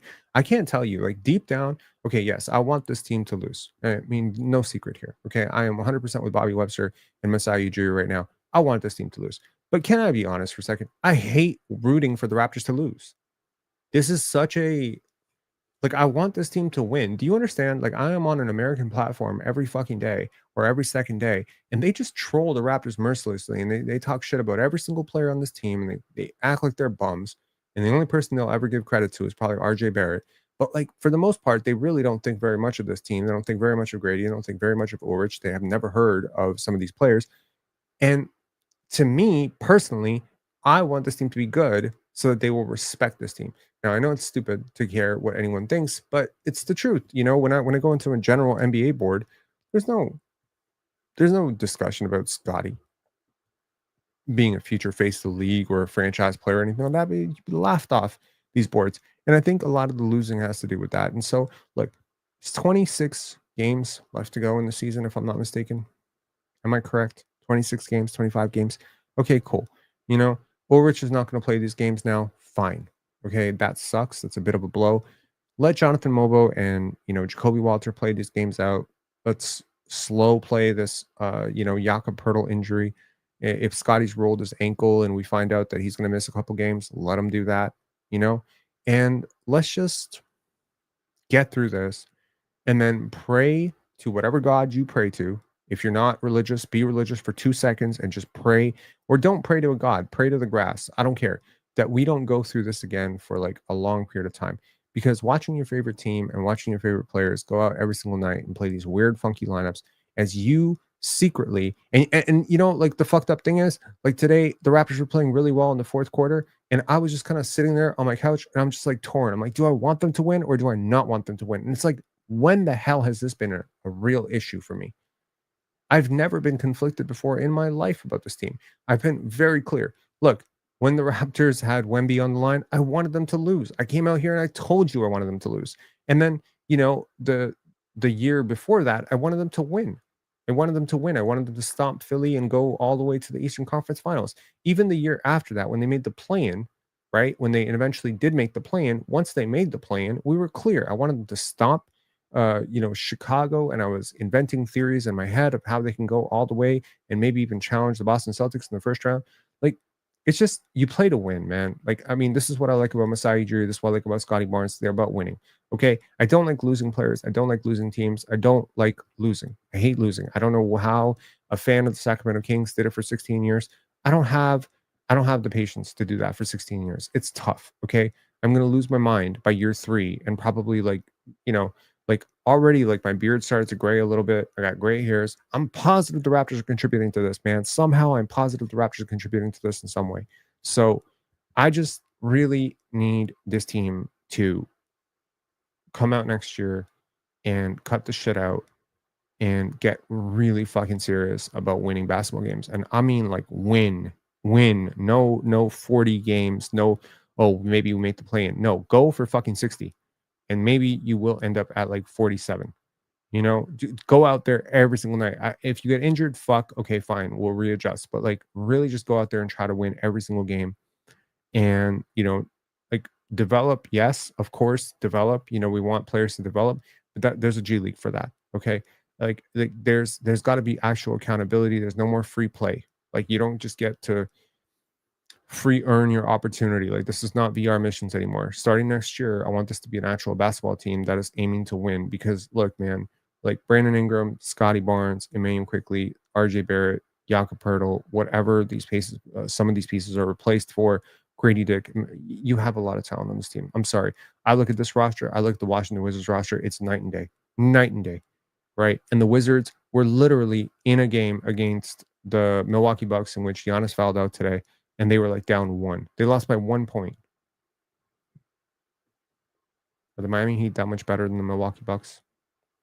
Are they even better than the Milwaukee Bucks? You know what I mean? Like any team can come in. I'm not doing the moral victory shit next year. I want actual victories. That's kind of where I'm at. And I don't buy this shit about, oh, we're in year 1 of a rebuild. I'm sorry. You're not going to gaslight me into thinking we're in year 1 of a rebuild. We are not in year 1 of a rebuild.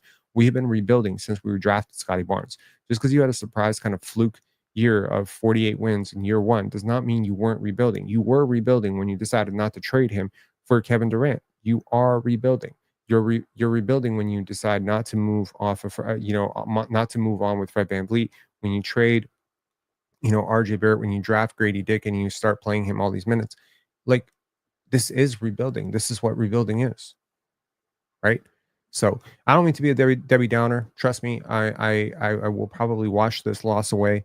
But this was frustrating. It was frustrating because there's a version of this that it's just, I think I just want Scotty to play better, man. Honestly, maybe I think most of us in this community would just feel a little bit happier about these losses if Scotty was still kind of doing some of the stuff that he was doing earlier, right? Where he was getting like 3-4 turnarounds every single game. He had his juice. He wasn't completely awful from 3 as he's been for most of this year. That we were seeing signs of like actual growth in some of these areas. But right now, I think we're seeing a lot of plateau, a little bit of regression in certain areas. And that's a little bit discouraging. Like, you do want to be seeing growth in that area, but this is a player who lives to win. This is a player who wants to win. This is a player whose entire DNA is winning.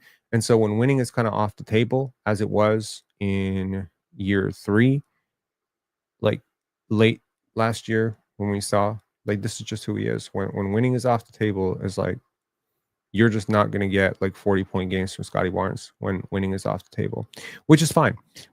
Because, you know, he's not designed for winning. He's not designed for losing organizations. And I remember saying this a long time ago with Scotty. And, you know, someone said, well, what would Scotty Barnes do if, you know, he was in Cade Cunningham's shoes in Detroit? And I said, well, first of all, he would probably get ejected and probably suspended because he'd probably be breaking chairs in the locker room every single day. And that's just how I felt. Like, I just felt like Scotty was not like designed to lose. Like, I don't feel like he's a player who deals well with losing. There's certain players who just don't deal well with losing, you know? There's certain players who can give shit less if they lose or win. They don't care, right? So, yeah.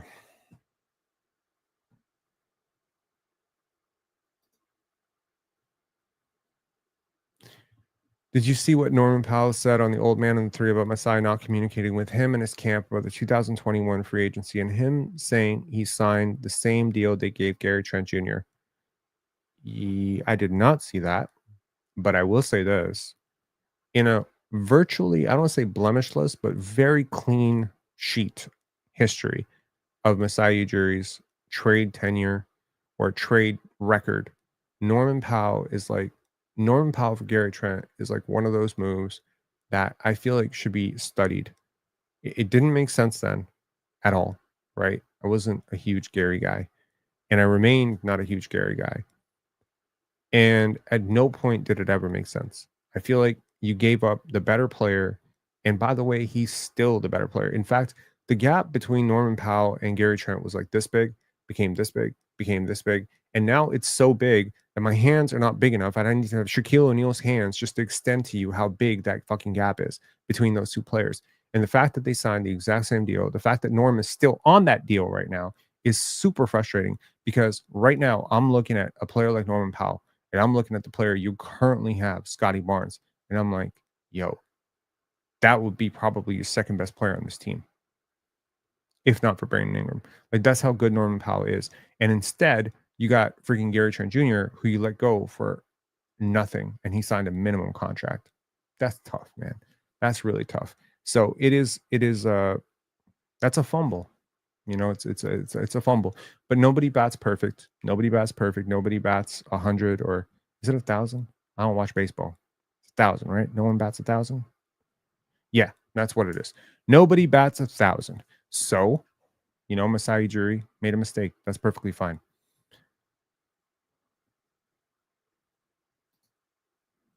I agree. John Lem saying, sorry, did you have another one? Oh, here we go. Molly Kareem's contract for ESPN. Molly Kareem contract ends for ESPN this year. I know she's getting re-signed. She's not getting re-signed. I vote Penn.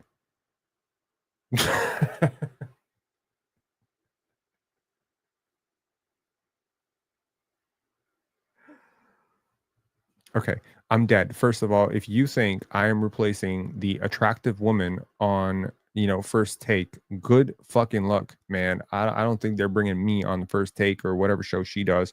But, you know, appreciate the vote of confidence. But yes, I am the wrong gender. I am the wrong attractiveness level for that role, and I don't foresee any TV spots for me in my lifetime. My patience with Scotty is fading, but I'll give him 2 more years. We reshaped our whole roster because of him getting rid of Fred, Pascal, and OG. So, John, I appreciate the super chat. What I'll say is that core was getting very expensive and it wasn't working. I understand that the narrative is that they did it for Scotty, but the truth is they didn't do it just for Scotty. They did it for themselves as well because they looked at what was coming down the line, which was a very extremely expensive roster. They were not going to be able to keep it together. And they just saw a roster that didn't make a lot of sense going forward. They gave Pascal Siakam the chance to be a franchise player. It did not work. They gave Fred VanVleet the chance to kind of be the leader and rally the troops and bring everyone together and be their Kyle Lowry. It did not work. They gave OG Anunoby a chance to kind of form himself into, let's say, a 3-level scorer who could be a little bit more than just a 3-and-D guy. And it didn't work. Okay. And so, look, it's just sometimes you have the right pieces, but they're the wrong pieces for you. Like OG is the perfect piece for the Knicks because they already have Jalen Brunson. You don't have Jalen Brunson. Sorry, Fred VanVleet is a fantastic player. He's not Jalen Brunson, right? So it's like Pascal is perfect in Indiana. Fred is perfect in Houston. OG is perfect in New York. You put all three of those players together here, you're fucked. You're fucked. Those are all $40+ million players. That's $43 million for Fred. You think he's taking less to come here? Mr. Bet on yourself. I want money. You think, think about that. Think about a guy who chased money his whole life. No disrespect to Fred, chase whatever the fuck you want. But imagine a guy turning down $40 million from a state with no income tax to play here for less. He would never. Like, the minute they offered him 43 million, he was gone. This idea that the Raptors could have matched it is stupid. Okay. And the minute you lost Fred, you really did lose a very, very good player. Like, fit aside, pure point guard, not pure point guard, selfish, not selfish. Fuck, who cares? He's better. Like, I'm sorry, he's a better player than a lot of people give him credit for. What's funny? When Fred was here, I was his biggest detractor. But Fred had this quote where he said, you go from underrated to overrated real fast in the NBA. And I fully agree with that. Fred became massively overrated as a Raptor. People were talking about him like the next Kyle Lowry. He is not. He doesn't have the athleticism. He's not the point guard, the pure point guard that Kyle was. He's not the engine or the leader that Kyle was. Right? He's a defender, but a different type of defender. He's an athlete, but a different type of athlete. So I just never really liked the idea of comparing a 6-foot guy to a 6-foot guy and then anointing or assigning all of the characteristics of the first 6-foot guy to the second 6-foot guy. Because it's like, this is almost like, when your dad is capable and then everyone just starts assuming the son is going to be capable. It's like, no, the son is his own man. So it's like, no offense, big bro, little bro, like Fred VanVleet's a different animal. But, as much as I hated how much like people gassed him up here, now it's like he goes to Houston and people think he's a fucking bum. And it's just like, no, he's not a bum. He's still a really good point guard. And, the minute you lose that, now you're down. You're down big, right? And you can think that you're replacing 40%, 50% of that value with Dennis Schroeder, but you were barely holding on to begin with. You didn't have anything to lose. And so now you're hoping for Scotty to take this massive step forward. But then now you're looking at a roster of Scotty and Pascal and OG, and you're like, well, what the fuck is that going to do for me? And it's like, also, like, Scotty was 22 at the time, Pascal was 30, OG was 26. And it's like, even if you could argue that OG kind of fits the timeline, it's like, what would we rather have, Emmanuel Quickley and RJ Barrett or OG Anunoby? And it's like, we don't even know if OG wanted to stay here. You know what I mean? We've heard conflicting reports. Some people say he wanted to stay, but the Raptors didn't want to pay him. Some people say he actually didn't want to stay. He just wanted to be in New York. So look, man, it's just like this idea the Raptors tore this shit apart for Scotty. I think the only thing you could really say is they didn't trade Scotty to keep that core happy, right? Because obviously, if you look at it from Fred and Pascal's perspective, trading Scotty plus fillers, ironically, the fillers probably would have been one of those two players, but looking at it from that perspective, if you traded Scotty and OG to get Kevin Durant and picks or, something of that sort, the Fred and Pascal show could have continued in Toronto. You would have been building around two champions with an ex-champion in Kevin Durant, and you would basically be the Phoenix Suns right now, in which case you'd be very old, very expensive, and yeah, you would have traded a 22-year-old all-star 2 years before he became an all-star. If you would be happy with that timeline, I would not be happy with that timeline. I would have been devastated. And I say this is someone who, for whom Kevin Durant was my favorite player growing up. That would have sucked. So I don't think the Raptors necessarily did this all for Scotty. I honestly, but I do appreciate, I understand why your patience is fading. And I just say, wait till we're in a position where winning is the priority, and let's just see how it looks then. Okay, I'm going to cool off on the Scotty's going to be the face of the league. Scotty's going to be a top 5 player in the league, whatever. I'm going to cool off that right now because honestly, I'm not off it at all. Please hear me when I say this. I'm not off it at all. I 100% believe in my heart of hearts that Scotty is going to be a top 10 player. He's going to be a top 5 player. I think he's going to be first team All NBA. I think he could be, first team All Defense and first team All NBA in the same season. I do believe he has a long way to go though. But until I see a consistent effort, I'm not pushing that narrative. I will hold that narrative internally, but I'm not pushing that narrative anymore until I see it consistently from him. And again, if this feels like I'm coming down super hard on him, it's not. It's not. It's all coming from a good place. And it's just me noticing that you as a franchise player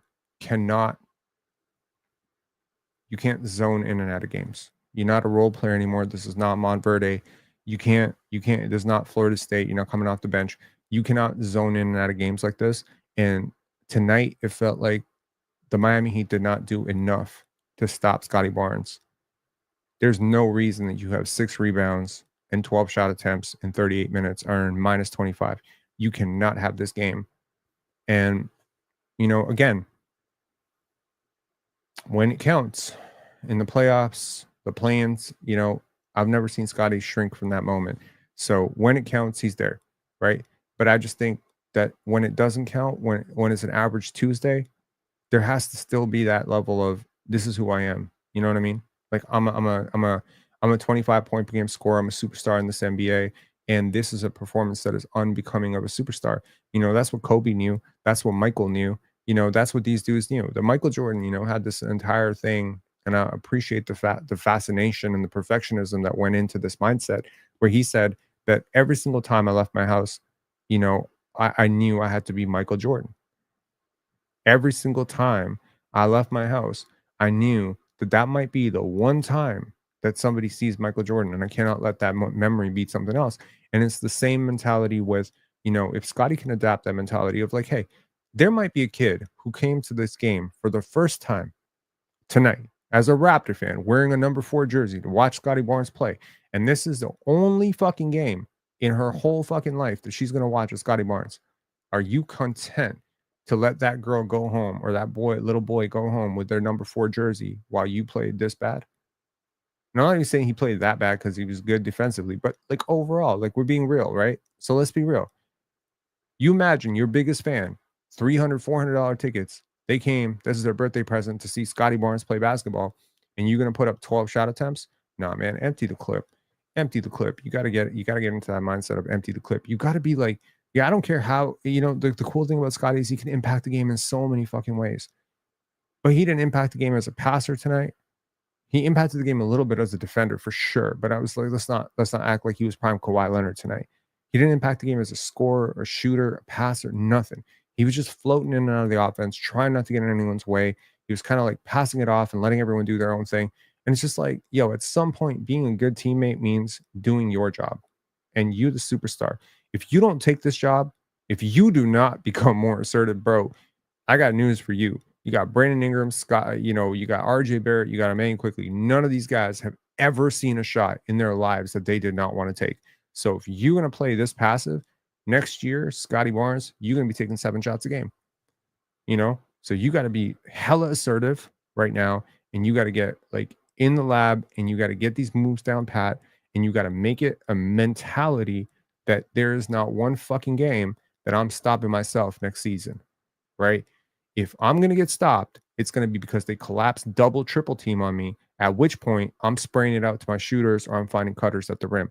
There can be no more games where you got Nikola Jovic on you in single coverage and you're like, nah, Jamal Shed, you go and get the layup. Fuck that noise. That's not cool. That's just, it's just a disappointing game. That's all I'm going to say. That's a disappointing game. Even though I'm rooting for the tank, disappointing as hell. I'm going to pull my homer card for Scotty. Played on a bum ankle more than half the game. I agree with that. It shows a lot of toughness. Kyle Lowry used to do it all the time, right? So anyways, I'm going to talk to y'all later. Have a great one. Enjoy your night. And once again, ESPN needs IKD. Thank you very much. Springer, this should be good for 3 tickets to Basketball State for some people from the community to enjoy. Unfortunately, I'm in Vancouver and won't be able to support you and the festival in person. Thank you very much, Springer.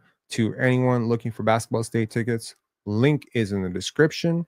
And if you use the code Pensari BBall25 at checkout, there's still actually 5 tickets available that have not been claimed.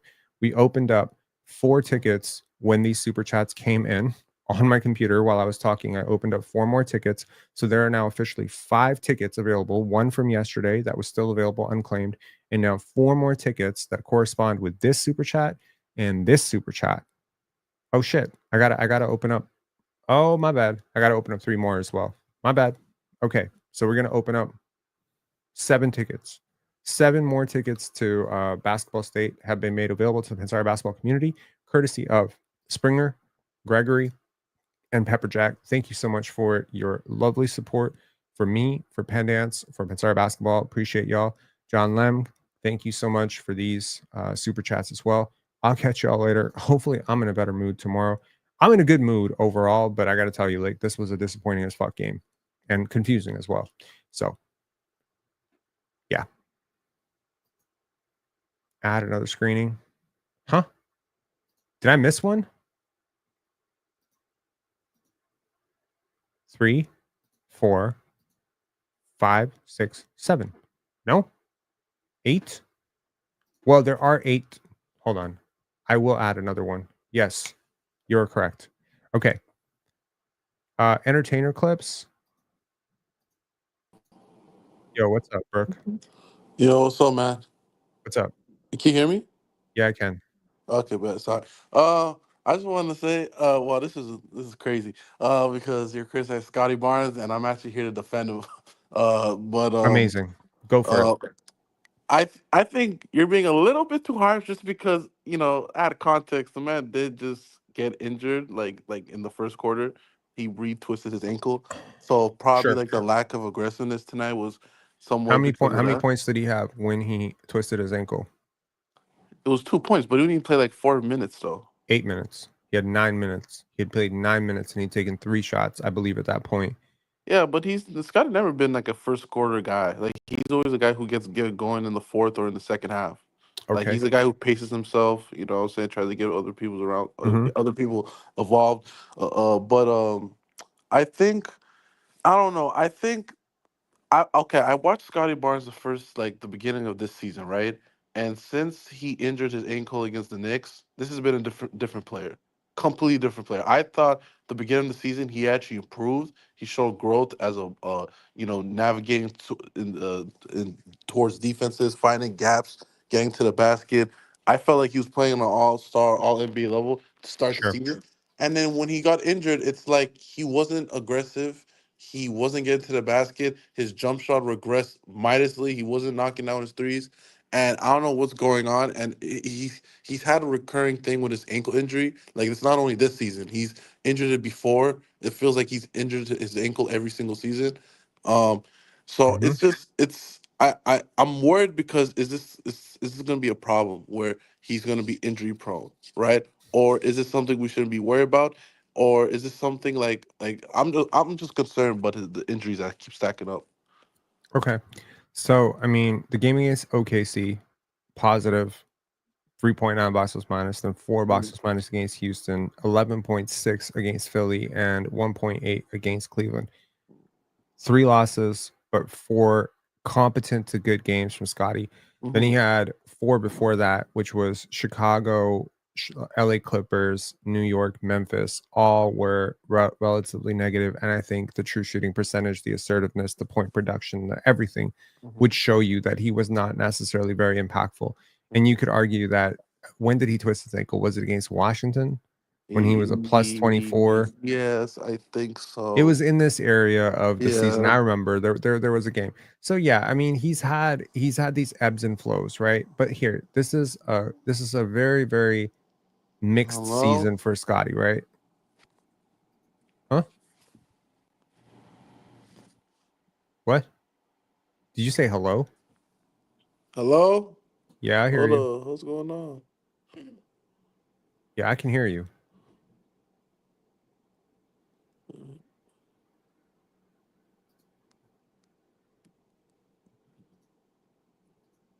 Can you not hear me? No, you can hear me. What's going on? Okay. Johan, thanks a lot for calling. Burke, thanks a lot for calling in, man. Appreciate you. Clearly, you're having some issues, but appreciate you, man. Okay. Look, all fair, very fair points. I agree with it. Scotty has had some very, very good moments this year, and if you think I'm coming down a little bit hard on him, it's because, in part, it is because he is my favorite player, and I want to see him do well, and I want to see him be the player that I know he can be.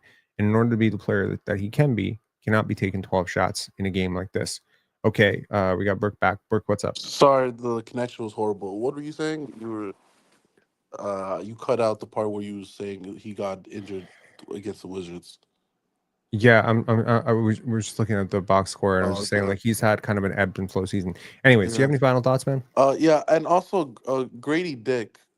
He's kind of regressed. I mean, it's probably was expected, but worried about that at all? No, not really. Not really. Yeah, I didn't think so. Okay, man. I'll see you later then. I'll catch you later, man. Peace. Yeah, in terms of Grady's regression, I think that's sort of like just how development works. Like you build up something, then people find counters for it, then you got to find counters for it, and then you just keep going. This is a life cycle of NBA development. Every single year you work on something in the summer, you come back with it, you get good at it, and then people take it away, and then boom. But also understand Grady's role is hard. Grady's role is hard, right? The shots that he's taking are hard. The only players that I would say usually take easier shots are guys like Ochai, maybe RJ. Those are the guys who are getting like easier shots. Jakob. I think those guys are the guys kind of getting shots within their shot profile. Emmanuel Quickly, Grady Dick, Scotty Barnes, I think are taking shots outside their shot profile, which makes things harder naturally. Jamal Shed, Jonathan Mobo, pretty much these players, I think they've been tasked with being either over leveraged due to their current talent level or whatever. So, yeah. Anyway, obviously, again, if you're a Scotty Barnes super fan, if you're a Scotty Barnes, fan, please understand, I am probably a bigger fan than you.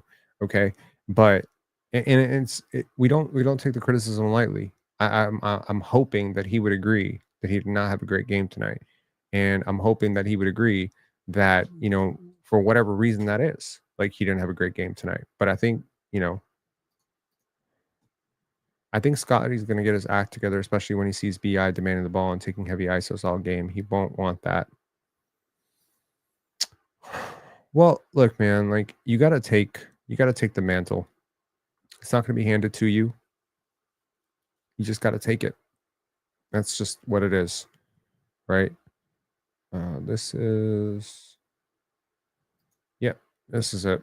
Okay, I'm gonna pull up Darko Rajakovic's post game, and then we're out of here at the end of this video. We're out.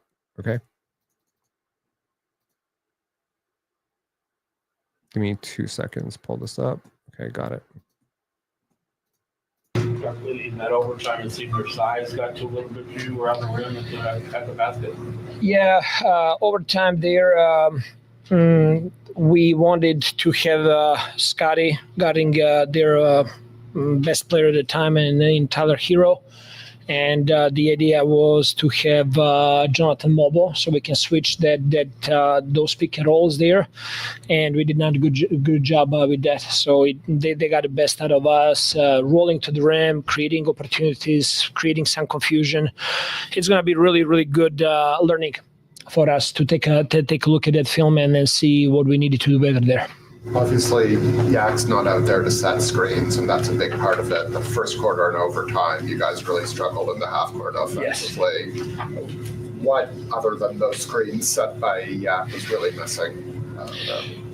Screens set by Yak. Yak playing in the middle of the floor and connecting with the group, like it's a lot of things that he brings to the table there for us. But it's easy to talk about like one stretch of the game. I thought the game was pretty much in the first quarter. The way we opened up the first quarter, having 7 turnovers there, they set us up really for poor defensive performance there as well. After that, we were able to do a better job of taking care of the ball, to getting better shots, and all of that. We won second, third, and the fourth quarter. But we need to have a better starts of the game, and that was a big emphasis for us today. Were you happy with the shot Scotty got at the end of the fourth there? I got to take a look more on the film again. I don't want to pass judgment there, but I have trust in Scotty, and, that's his job. He needs to take those shots at the end. Only the 8th game in which Scotty, Quickly, and Barrett played together. How did you find they were as a unit? How did you see them seeing each other and passing together and playing? You know what? It goes back to that Yak effect, right? Having a Yak who is our connection. He's the glue for our team. The way he sets screens, the way he spaces the floor, the way we play through him. It's hard to evaluate without that effect on the court. I think they were really trying to play unselfishly, to play for each other, to find open people. We at the end of the game we missed some open shots and easy looks that we were supposed to make, and I believe they had 4 buzzer beaters of the dribble during the course of the game, and that's something that's it's really hard to control. Are you, with IQ, is it just nice to see him at that volume from 3? It's sort of been a work in progress, it seems like, since he's come back. For sure. And, it's him finding those shots, but also it's his teammates, but also it's the effect trusting when he gets off the ball that the ball is going to come back.